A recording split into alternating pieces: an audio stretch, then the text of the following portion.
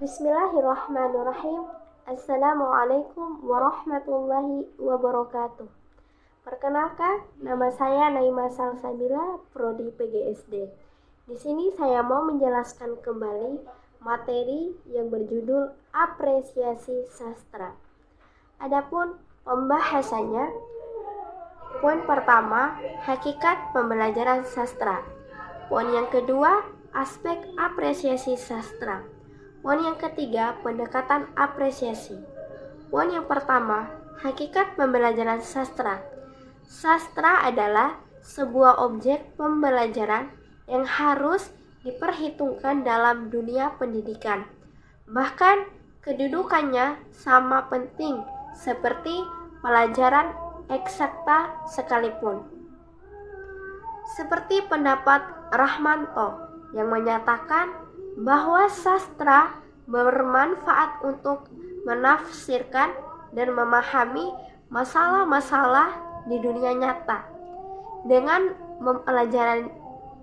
mempelajarinya secara berurutan, akan mempermudah kita semua untuk memahami hakikat pembelajaran sastra. Selain itu, kita juga perlu membaca karya sastra seperti cerpen, novel, puisi, dan naskah drama yang dapat membantu memahami hakikat pembelajaran apresiasi sastra. Poin yang kedua, aspek apresiasi sastra. Istilah apresiasi berasal dari bahasa Latin appreciatio yang berarti mengindahkan atau menghargai. Secara terminologi, apresiasi sastra dapat diartikan sebagai penghargaan, penilaian, dan pengertian terhadap karya sastra, baik yang berupa prosa, drama, maupun puisi. Apresiasi melibatkan 3 unsur inti. Yang pertama, aspek kognitif, berkaitan dengan keterlibatan intelek pembaca dalam upaya memahami unsur-unsur sastra yang bersifat objektif.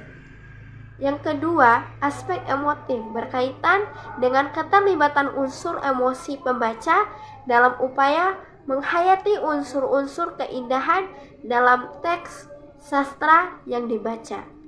Poin yang ketiga, aspek evaluatif, berhubungan dengan kegiatan memberikan penilaian terhadap baik buruk, indah tidak indah, sesuai tidak sesuai, serta sejumlah ragam penilaian lain yang tidak harus hadir dalam sebuah karya kritik, tetapi secara personal cukup dimiliki oleh pembaca.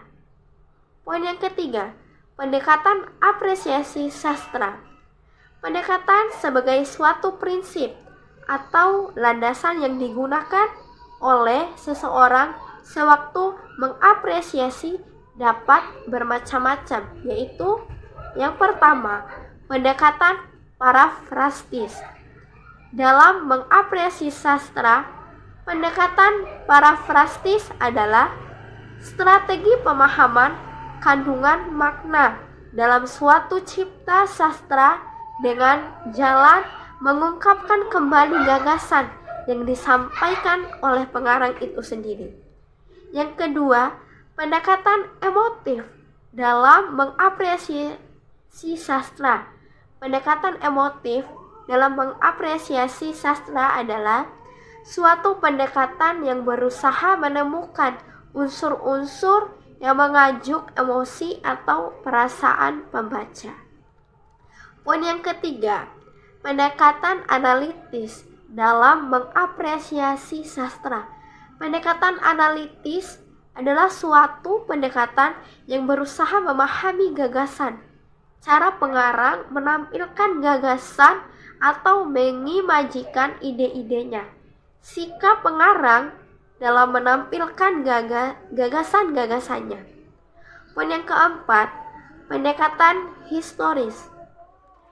Dalam mengapresiasi sastra, pendekatan historis adalah suatu pendekatan yang menekankan pada pemahaman tentang biografi pengarang, latar belakang peristiwa kesejarahan yang melatar belakangi masa-masa terwujudnya cipta sastra yang dibaca, serta bagaimana perkembangan kehidupan penciptaan maupun kehidupan sastra. Yang kelima, pendekatan sosiopsikologis. Dalam mengapresiasi sastra, pendekatan sosiopsikologis adalah suatu pendekatan yang berusaha memahami latar belakang kehidupan sosial, budaya, kehidupan masyarakat, maupun tanggapan kejiwaan atau sikap pengarang terhadap lingkungan kehidupannya ataupun zamannya pada saat cipta sastra itu diwujudkan. Poin yang keenam, pendekatan didaktis. Dalam mengapresiasi sastra, pendekatan didaktis adalah suatu pendekatan yang berusaha menemukan dan memahami suatu gagasan, tanggapan evaluatif maupun sikap pengarang terhadap kehidupan. Gagasan, tanggapan maupun sikap itu dalam hal ini akan mampu terwujud dalam suatu pandangan etis, filosof maupun agamis, sehingga akan mengandung nilai-nilai yang mampu memperkaya kehidupan rohaniah membaca. Dalam pelaksanaannya, penggunaannya, pendekatan didaktis ini diawali dengan upaya pemahaman satuan-satuan pokok pikiran yang terdapat dalam suatu cipta karya. Terima kasih. Wabillahi taufiq wal hidayah. Wassalamualaikum warahmatullahi wabarakatuh.